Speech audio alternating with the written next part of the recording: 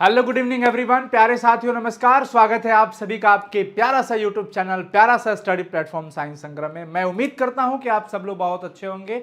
So please हंसते रहिए, मुस्कुराते रहिए, स्वस्थ रहिए और खूब मन लगा के पढ़ाई करते रहिए। प्यारे बच्चों, जुड़ जाएंगे फटाफट से सब स्टूडेंट, क्योंकि अब हम आ चुके हैं लाइव और आज हम लोग पढ़ने वाले हैं बिलियन चैप्टर का लेक्चर नंबर 4 यानी कि पार्ट 4 आज हम लोग पढ़ेंगे। तो प्लीज हंसते रहिए, मुस्कुराते रहिए। कैसे हैं बच्चों आप सभी लोग? गुड इवनिंग एक बार शेयर कर देंगे सभी लोग, एक बार सभी बच्चे सेशन को कर देंगे शेयर।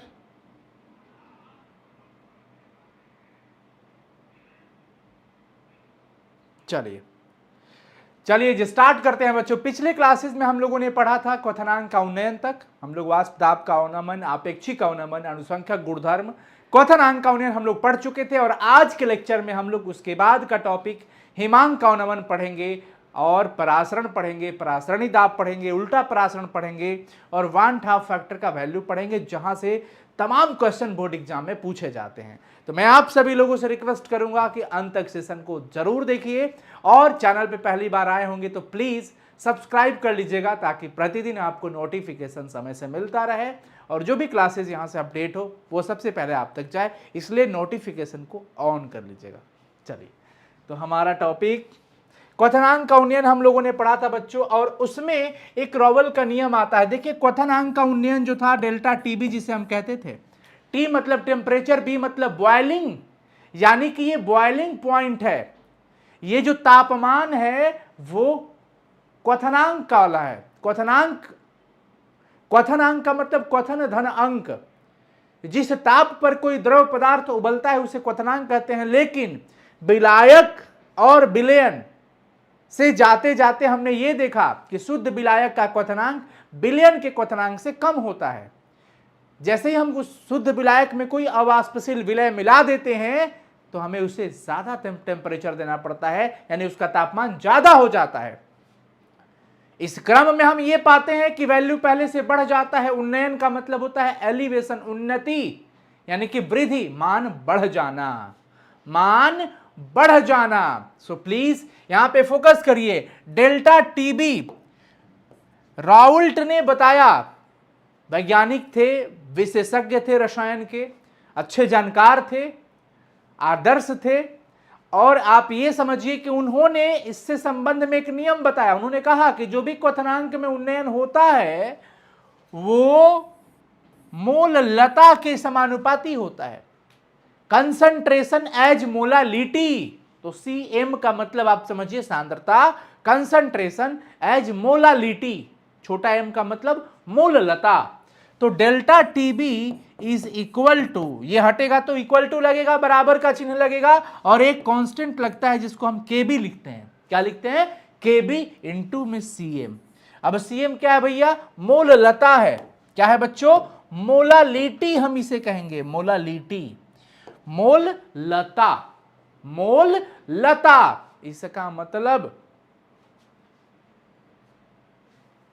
इसका मतलब कि अगर आप चाहो तो डेल्टा टीबी इक्वल टू के बी इंटू सीएम का वैल्यू लिख सकते हो। क्या? ए इंटू 1000 बटा में एम गुना में बी। अब ये क्या है सर? मोललता का फॉर्मूला होता है, जहां वेयर डेल्टा टीबी क्या है? क्वथनांक का उन्नयन, क्वथनांक का उन्नयन कहते हैं इसे, क्वथनांक का उन्नयन। केबी को स्थिरांक कहते हैं, मोलल उन्नयन स्थिरांक, मोलल उन्नयन स्थिरांक कहते हैं केबी को। कांस्टेंट है, केबी क्या है बच्चों? कांस्टेंट है। और ए क्या हो गया? विलय का द्रव्यमान, विलय का द्रव्यमान यानी कि मास ऑफ सॉल्यूट। और बी क्या हो गया? विलायक का द्रव्यमान यानी कि मास ऑफ सॉल्वेंट।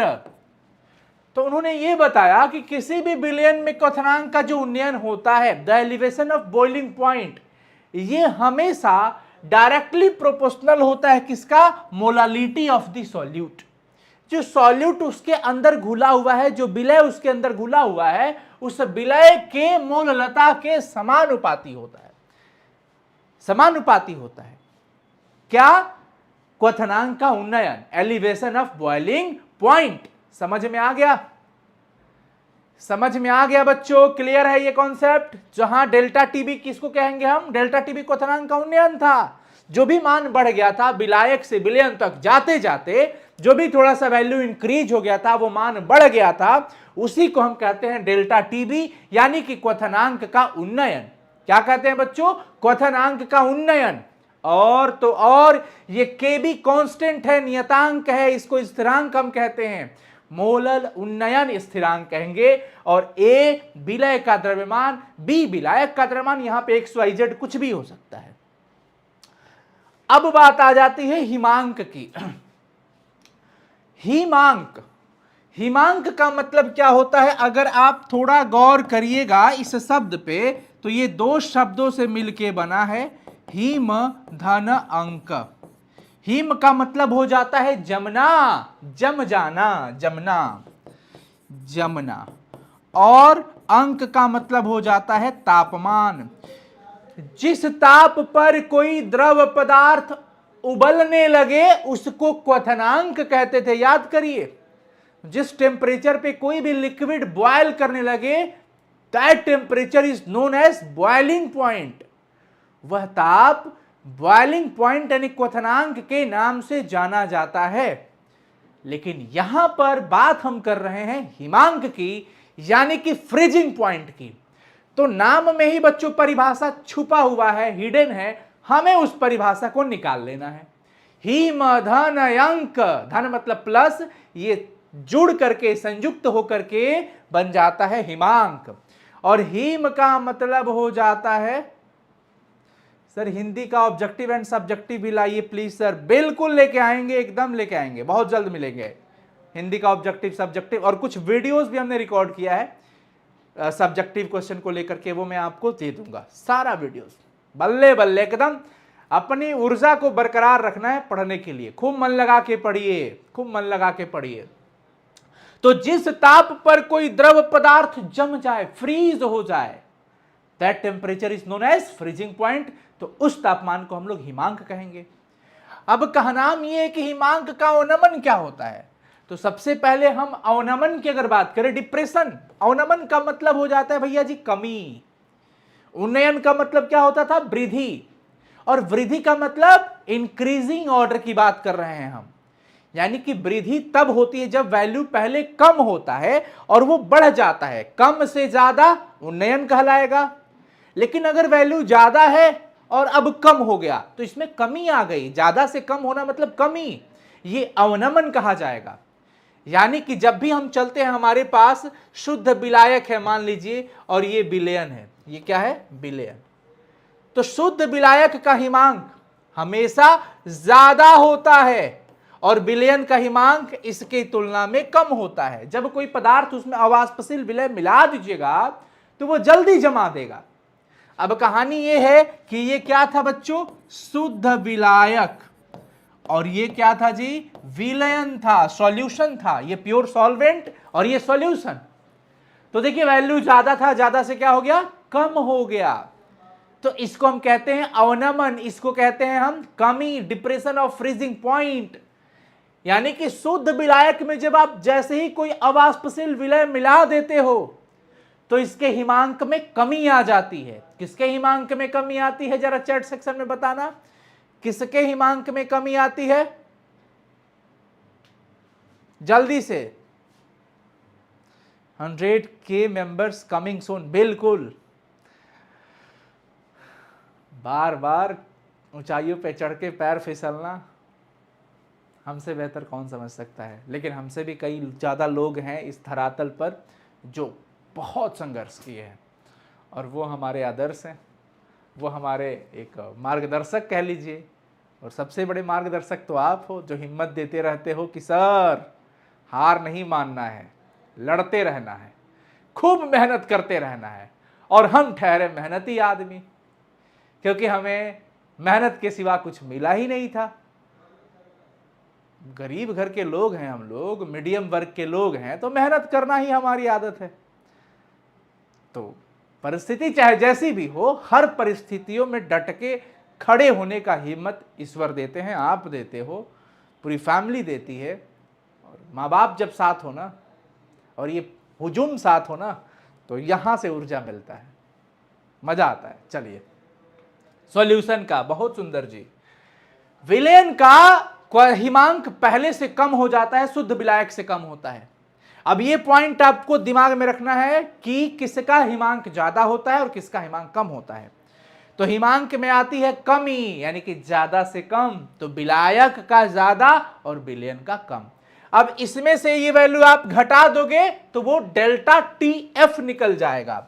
जैसे मान लो विलायक का हिमांक कितना हमने मान लिया, टी एफ नॉट मान लो और एक टी एफ मान लो बस, या टी एस भी मान सकते हो, टी नॉट भी मान सकते हो। एफ बता रहा है फ्रीजिंग को, एफ बताता है फ्रीजिंग को, और ये वैल्यू माइनस जो कर दिया वो निकल गया delta T F. Delta T F हिमांक का अवनमन कितना परिवर्तन हुआ है, तो ये निकाल देने पे हो जाता है। ये देखिए, ये टी एफ है, ये टी एफ नॉट है, ज्यादा में से कम को माइनस कर दिया, ये वैल्यू ज्यादा में से कम को माइनस किया, तो ये निकल गया डेल्टा टी एफ, जो कि क्या कहलाता है बच्चों, हिमांक का अवनमन। इसे ही हिमांक का अवनमन कहा जाता है। अब जिस प्रकार से डेल्टा टीबी मोल लता के समानुपाती हुआ था, directly proportional to molality of the solute, जो प्रेजेंट है सॉल्यूशन के अंदर, विलयन के अंदर जो विलय है उस विलय की मोललता के समानुपाती होता है क्वथनांक का उन्नयन। उसी प्रकार से हिमांक का अवनमन भी बच्चों उसी का समानुपाती होता है। आपके सामने वही बात आ गया कि जैसे क्वथनांक का उन्नयन मोललता के समानुपाती होता है, उसी प्रकार हिमांक का अवनमन भी मोललता के समानुपाती होता है। अब हम हिमांक के अवनमन को क्या लिखते हैं, डेल्टा टी एफ समानुपाती कंसंट्रेशन एज मोलालिटी, यानी कि मोललता के समानुपाती होता है। और डेल्टा टी एफ बराबर हम लिख देंगे, जैसे वहां के भी आया था कांस्टेंट, यहां पे कांस्टेंट के एफ आ जाएगा, और ये मोललता का फॉर्मूला आप चाहो तो यहां पे लिख सकते हो। ठीक है बच्चों, क्लियर है। एम क्या है, मोलर मास ऑफ सॉल्यूट, विलय का आणविक द्रव्यमान, ये आपके सामने हो गया। जहां पे डेल्टा टी एफ को आप क्या लिखोगे, जहां डेल्टा टी एफ क्या है, हिमांक का अवनमन, डिप्रेशन ऑफ फ्रीजिंग पॉइंट। उसके बाद बच्चों केफ क्या हो गया, जैसे वो मोलल उन्नयन था, तो यहां पे तो उन्नयन नहीं हो रहा है, कमी हो रहा है, तो अवनमन कहलाएगा मोलल अवनमन स्थिरांक। एक वही चीज है, ए और बी तो आप समझते ही हो। ए क्या हो जाएगा, विलय का द्रव्यमान, ए विलय यानी कि सॉल्यूट, मास ऑफ सॉल्यूट, और बी क्या हो जाएगा बच्चों, विलायक का द्रव्यमान, विलायक का द्रव्यमान। क्लियर।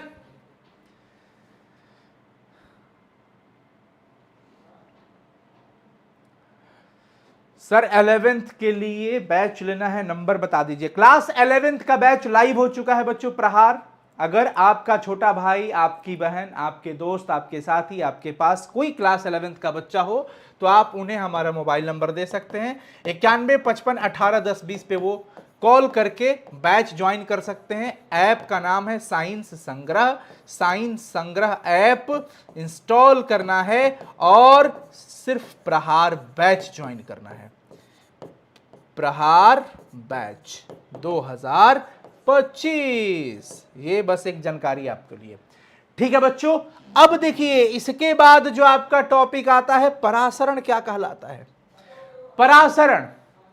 परासरण एक ऐसी प्रक्रिया हो जाती है, आप देखते होंगे मुरझाए हुए फूल को पानी में डाला तुरंत से हरी भरी हो जाती है, एकदम वापस खिलखिला जाता है वो फूल। अचार, कच्चे आम को नमक में डाल दिया, पक गया, अचार बन जाता है, पिकल्स बन जाता है, ये सब परासरण का देन है। परासरण की प्रक्रिया में होता क्या है, बेसिकली होता ये है बच्चों कि एक अर्धपारगम्य झिल्ली होती है। क्या होती है, अर्धपारगम्य झिल्ली, गौर करिएगा यहां पे, अर्धपारगम्य झिल्ली एक ऐसी झिल्ली होती है सेमी परमिएबल मेम्ब्रेन्स जिसको कहते हैं, जिसके अंदर से सिर्फ सॉल्वेंट के पार्टिकल ही क्रॉस कर सकते हैं, सिर्फ विलायक के कण ही प्रवेश कर सकते हैं, आर पार जा सकते हैं, और कोई नहीं, कोई भी बड़ा पार्टिकल नहीं जा सकता। अब सोचिए कि इधर हमारे पास होता है शुद्ध विलायक, क्या होता है, प्योर सॉल्वेंट, शुद्ध विलायक, और इधर हो जाता है जी बच्चों विलयन। एकदम टू द पॉइंट बात करते हैं। यह कहता है कि मैं अपने से हो करके सिर्फ विलायक के कणों को ही आर पार जाने दूंगा। Only solvent particles can cross the semi permeable membranes, यानी कि सिर्फ और सिर्फ विलायक के कण ही अर्धपारगम्य झिल्ली को आर पार कर सकते हैं। अब ये सवाल बोर्ड एग्जाम में आपका पूछ देगा, ये सवाल आपके बोर्ड एग्जाम में पूछ देता है, सर 12th का बैच चल रहा है? बिल्कुल चल रहा है, बिल्कुल चल रहा है। प्रहार बैच 2025 साइंस संग्रह ऐप पे एकदम मजेदार तरीका से चल रहा है, सब कुछ बेहतरीन चल रहा है।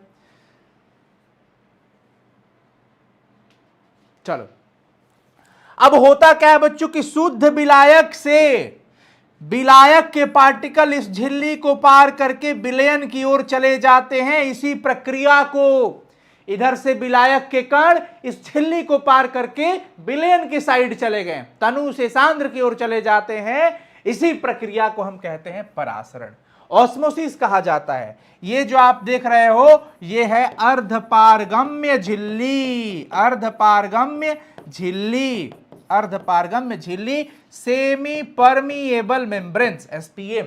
पढ़िए, ये एक ऐसी प्रक्रिया है जिसमें शुद्ध विलायक से अणु निकलेगा और अर्धपारगम्य झिल्ली को पार करेगा और विलयन की ओर चला जाता है, यानी कि तनु से सांद्र की ओर चला जाता है। समझ में आया? Osmosis is a process in which molecules of pure solvent cross a semi permeable membrane and move towards the solution। भैया प्योर सॉल्वेंट से सॉल्यूशन की ओर सॉल्वेंट का पार्टिकल्स जाता है इस सेमी परमिएबल मेम्ब्रेन्स को क्रॉस करके। दैट प्रोसेस इज, यह प्रक्रिया जो है किस नाम से जाना जाता है? परासरण की प्रक्रिया। अब सोचिए, अगर हम चाहते हैं कि इधर से पार्टिकल उधर ना जाए तो इसके लिए हम इस पर दाब आरोपित करते हैं।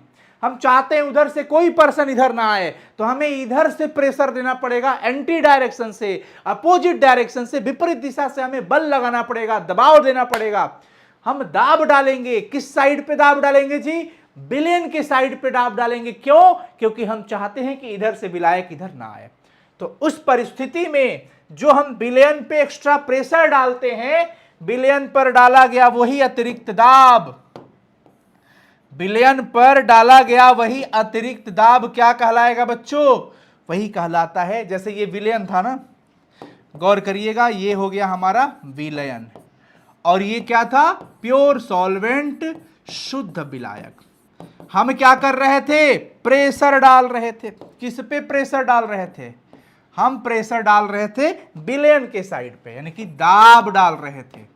तो जब हम दाब डाल रहे हैं, जब हम दाब डाल रहे हैं कि भाई तुम लोग उधर से मत आओ, तो एक समय ऐसा आता है, एक ऐसा प्रेशर हम लगा रहे हैं, रुक जाओ, और हमने डाला और पार्टिकल आना रुक गया। एक बार ऐसा सिचुएशन है कि हमने इतना प्रेशर डाल दिया कि अब उधर से कोई नहीं आ रहा है, यानी कि जब इधर से इधर जा रहा था तो परासरण की प्रक्रिया हो रही थी, लेकिन अब इधर से इतना प्रेशर डाल दिया गया कि अब इधर के पार्टिकल उधर नहीं जा रहे हैं, यानी कि परासरण की प्रक्रिया जस्ट स्टॉप्ड, परासरण की प्रक्रिया तुरंत से रुक जाती है। यानी कि वह दाब जो विलयन के ऊपर लगाया गया, वह प्रेशर जो सॉल्यूशन साइड पे एग्जर्ट किया गया, जिससे कि ऑस्मोसिस यानी कि परासरण रुक जाए, स्टॉप हो जाए, तो वह pressure, this pressure is known as osmotic pressure. यह जो आरोपित दाब है बच्चों, इसे परासरणी दाब कहते हैं। विलयन के ऊपर लगाया गया वह दाब, विलयन के ऊपर लगाया गया वह दाब जिससे कि परासरण की क्रिया रुक जाती है, परासरण की प्रक्रिया रुक जाती है, उसे कहते हैं परासरणी दाब। The pressure applied on a solution, pressure applied on a solution which stops the process of osmosis is called osmotic pressure of that solution. Clear हुआ? अब सोचिए, जब आप इससे भी ज्यादा प्रेशर डाल देंगे, एक टाइम ऐसा आ जाएगा, अब एक टाइम ऐसा आ जाएगा बच्चों, जब इससे भी ज्यादा प्रेशर डाल दिया जाएगा। जब इससे भी ज्यादा प्रेशर डाल दिया जाएगा तो अब क्या होगा? तो पता चलेगा कि अब इधर से पार्टिकल इधर आने लगे, यानी कि पहले शुद्ध विलायक से विलयन की ओर जा रहा था, लेकिन अब विलयन से विलायक के कण इस झिल्ली को पार करके शुद्ध विलायक की ओर आने लगेंगे। मतलब परासरण की दिशा उलट जाती है, डायरेक्शन रिवर्स हो जाता है, तब हम उसे उल्टा परासरण नाम देते हैं। क्या नाम देते हैं? उल्टा परासरण नाम देते हैं, क्योंकि उस सिचुएशन में विलयन के साइड से, किस साइड से बच्चों? विलयन के साइड से विलय वही रह जाता है, विलायक ही सेमी परमिएबल मेम्ब्रेन्स को पार करता है, और वो पार करके इधर आ जाता है। किस साइड में आ जाता है बच्चों? विलायक के अंदर, शुद्ध विलायक की ओर आ जाता है। समझ में आ गया? कोई दिक्कत? कोई दिक्कत बच्चों? फटाफट से बता देंगे, समझ आया क्या? यस और नो?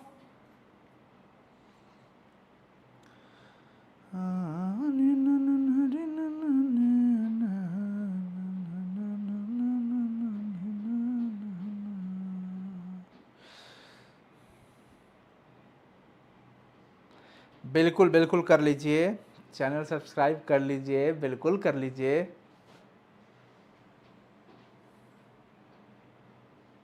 सर आप अपना नंबर भेजिए, नंबर तो मैंने दिया था ना, 9155181020।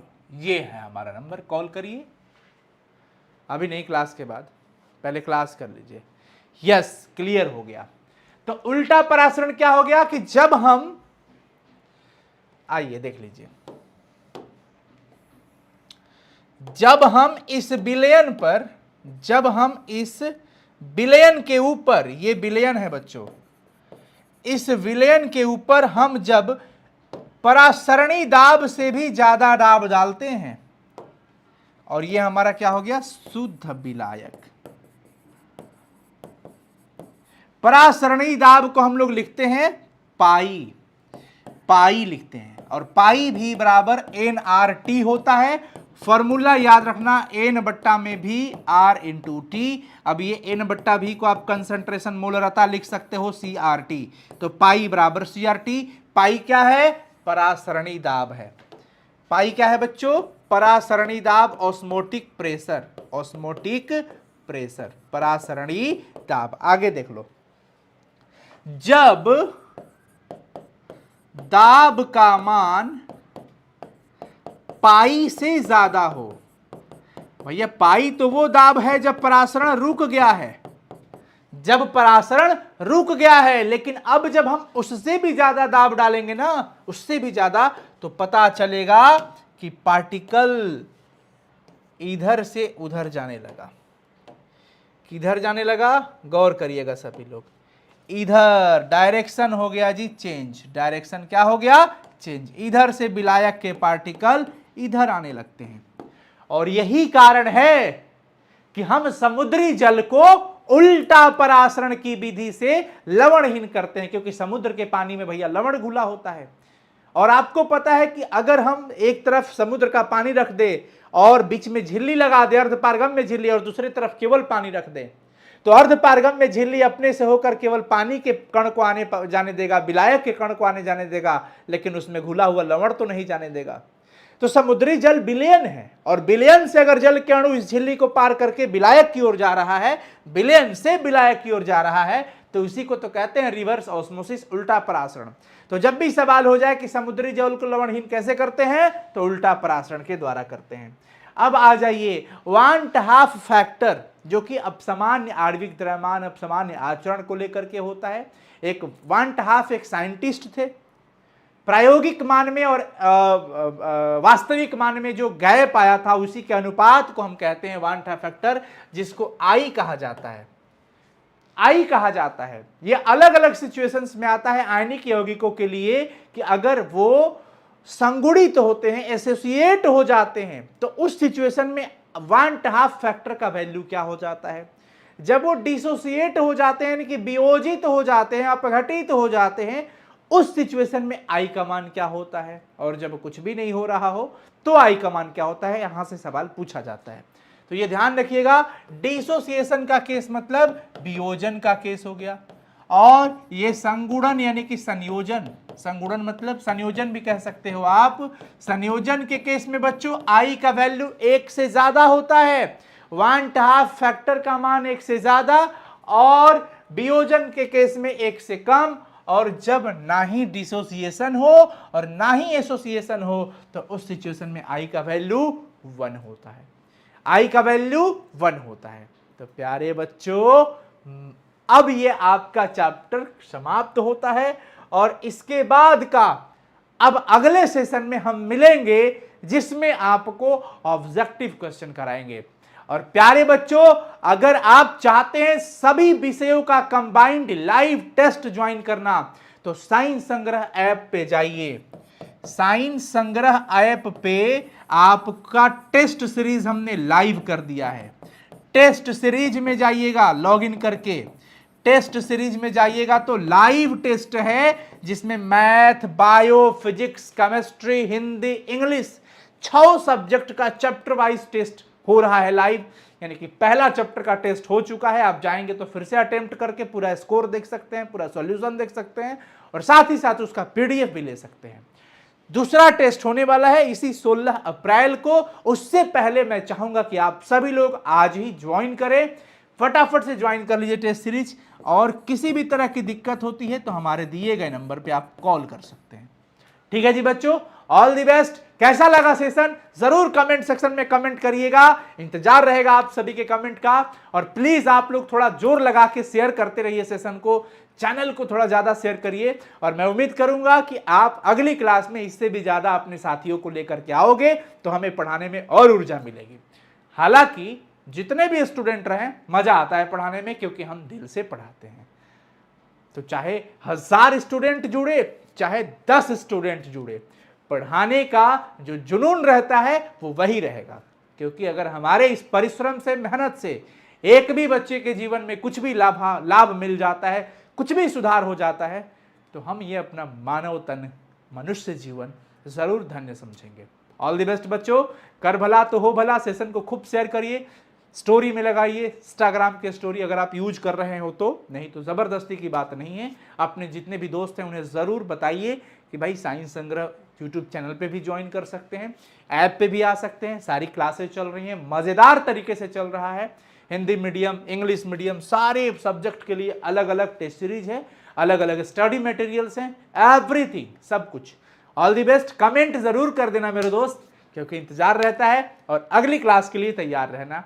All the best, bye, take care, love you बच्चों। मन लगा के पढ़ाई करो, खूब मेहनत करो, अपने माता पिता के मेहनत को समझो और उन्हें आदर दीजिए, सम्मान दीजिए, बड़ों का आदर करिए, सम्मान करिए। मैं हमेशा से ये कहता हूं कि झूठा चोला पहन के ओढ़ के मत चलो, जो आप जेन्युइन हो वही रहो। अगर कर्म अच्छा हुआ तो आपके सामने अच्छाई के रूप में दिखेगा, आज नहीं तो कल होगा, हर समस्या का हल होगा। परिस्थितियों से लड़ना हमारी फितरत है। आप किसी भी परिस्थिति में हैं, हर बुरी से बुरी परिस्थिति को सामना करिए, मजबूत बनिए, मेहनत करिए। आपका मेहनत कोई नहीं छीन सकता, आपका ज्ञान आपसे कोई नहीं छीन सकता। तो आप मेहनत करते जाइए, चाहे जिस भी परिस्थिति में है। ऑल द बेस्ट बच्चों। अपने माता पिता को मेरा प्रणाम कहिएगा, और आप सभी को मेरा प्यार भरा आशीर्वाद, दुलार, स्नेह।